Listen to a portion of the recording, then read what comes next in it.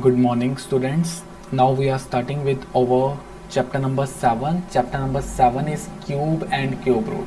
Chapter number 6 is square and square root. सबसे पहले इसका डिफरेंस देखते हैं, स्क्वायर एंड स्क्वायर रूट.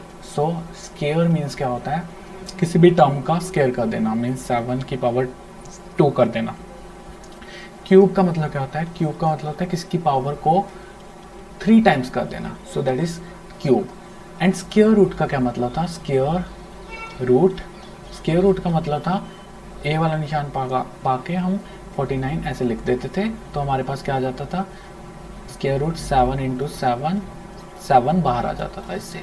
सो ये ऐसे हम स्क्वायर रूट निकाल लेते थे. बट क्यूब रूट हम कैसे निकाल सकते हैं, क्यूब रूट का सबसे पहले सिंबल जो होता है वो स्क्वायर रूट जैसा ही होता है, बट एक डिफरेंस होता है, यहाँ पे इसके छोटा सा 3 पड़ा होता है, यहाँ पे ये होता है क्यूब रूट का सिंबल.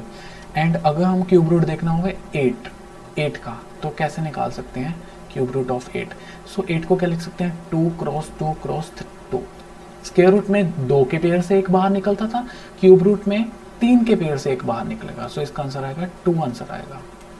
सो इतना की डिफरेंस है बस क्यूब रूट में एंड स्क्वायर रूट में. सो सबसे पहले क्वेश्चन है, what is which of the following number are not perfect cube. So हमने पेयर बना लेने हैं, अगर जिसके 3 पेयर होंगे वो हमारे पास परफेक्ट क्यूब होगा, एंड जिसके 3 पेयर नहीं होंगे वो हमारे पास परफेक्ट क्यूब नहीं होगा. जैसे हमारे पास 216 है, 216 में 2 के 3 पेयर्स हैं एंड 3 के 3 पेयर्स हैं. सो दोनों पेयर्स कंप्लीट है. सो that is a perfect cube. 216 किसका परफेक्ट क्यूब है, 216 किसका परफेक्ट क्यूब है. 216 को क्या लिख सकते हैं, क्यूब रूट ऑफ, यहाँ पे कितने हैं, 2 cross 2 cross 2 cross 3 cross 3 cross 3. सो इस 2 में से एक बाहर 2 निकल जाएगा, इस 3 में से बाहर निकल जाएगा 2 cross 3. So it is a cube root of 6 को 3 बार मल्टीप्लाई करेंगे, इट मीन्स इतना आंसर आएगा हमारे पास. सो क्यूब रूट ऑफ इसका क्यूब रूट कितना है, 6. सो 128 में पेयर चेक करेंगे, इसके 3 पेयर बन गए, इसके 3 पेयर बन गए, बट एक पेयर एम्प्टी रह गया. So this is not a perfect cube. हमें जो तीनों ग्रुप पूरे चाहिए थे. जैसे उसके नेक्स्ट है 1000 में 2 का भी पूरा हो गया एंड 5 का भी पूरा हो गया, किसे perfect cube. So it is a perfect cube, हमारे पेयर कंप्लीट होने चाहिए. And second next question is 100 में ना ही 2 का पूरा हुआ है, हमें 3 पेयर चाहिए. सो ना ही 2 का पूरा हुआ पेयर्स, ना ही 5 का pair. So this is not a perfect cube. And last is 4 6 5 6. And इसके पेयर देखते हैं, 2 का पेयर कंप्लीट एंड 2 का पेयर कंप्लीट, 3 का एंड 3 का. सो सारे पेयर कंप्लीट हो गए. So this is a perfect cube.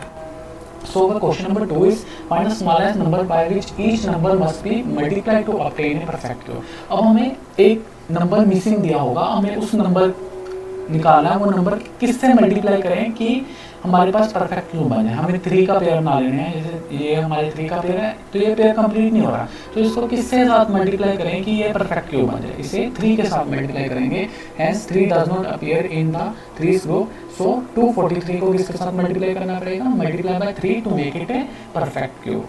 And next is 256 में 2 का पेयर कंप्लीट, 2 का पेयर कंप्लीट, तो ये वाले 2 का पेयर कंप्लीट नहीं है. इसमें किससे मल्टीप्लाई करना पड़ेगा, हमें 2 से मल्टीप्लाई करना पड़ेगा. So 256 multiply by 2 to make it perfect cube. Next 72 में 2 का पेयर कंप्लीट है, 3 का पेयर नहीं कंप्लीट, सो 3 से मल्टीप्लाई करना पड़ेगा. सो ऐसे ही हम 4th एंड 5th पार्ट भी कर सकते हैं. So next question is question number 3. Find the smallest number which of the following numbers should be divided. Next last में क्या था, डिवाइड मल्टीप्लाई था, इसमें क्या करना है, डिवाइड करना है. सो इसमें एक एक्स्ट्रा पेयर दिया होगा, उस एक्स्ट्रा पेयर को रिमूव करना है डिवाइड करके. सो इसमें देखो 3 का पेयर कंप्लीट है, एक एक्स्ट्रा पेयर दिया है, किससे डिवाइड करना पड़ेगा, 3 से डिवाइड करना पड़ेगा. सो 2 का पेयर कंप्लीट है, 2 का पेयर ये आप कर सकते हो, दैट इज 128 81 किसके टेबल पे जा रहा है, 3 के टेबल पे जा रहा है 27, तो ये आप खुद से कर सकते हो. 9 3 3 का 9 3 1 का.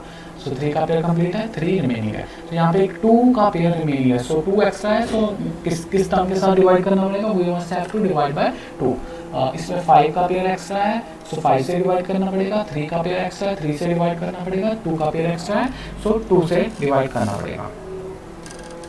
सो 704 2 नहीं है, यहाँ पे 11 आएगा, 11 से डिवाइड करना पड़ेगा. 11 1 11. So next question is,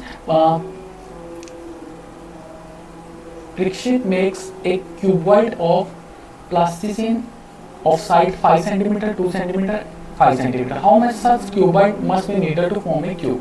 So उसके पास क्यूबॉइड है, क्यूबॉइड का साइज कितना है, उसके डिमेंशन दिए है, उसके पास जो क्यूबॉइड है उसके डिमेंशन क्या है, दैट इज 5 सेंटीमीटर लेंथ है उसकी। सपोज ये हमारे पास क्या है, लेंथ है उसकी, ये हमारे पास क्या है उसकी ब्रेड्थ है उसकी, ये हमारे पास उसकी क्या है, हाइट है। सो ऐसे कितने क्यूबॉइड की रिक्वायरमेंट है कि इसको मिलाकर वो एक क्यूब बना ले। क्यूब क्या होता है, जो स्क्वायर से मिलकर बना हुआ।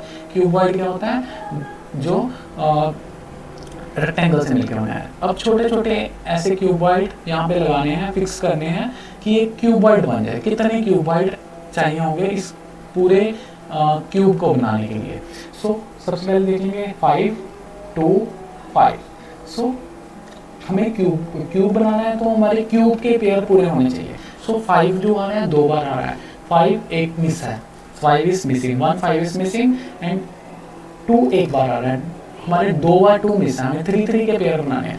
सो कितने और रिक्वायर्ड है, दैट इज इसमें से जो मिसिंग है वो यहाँ पे लिख दिए हैं। 2 में कितने मिसिंग है, 2 में 2 मिसिंग है तो ये लिख दिए। 5 यहाँ पे 2 दिए हुए हैं, एक मिसिंग है तो 5 यहाँ पे, तो 2 × 2 × 5 दैट इज 20 उसको क्यूबॉइड चाहिए, 20 क्यूबॉइड चाहिए इस क्यूब को बनाने के लिए। उसको 20 क्यूबॉइड रिक्वायरमेंट है इस क्यूब को पूरा करने के लिए। सो our exercise 7.1 is completed. Now next exercise we will do tomorrow. Okay students, thank you.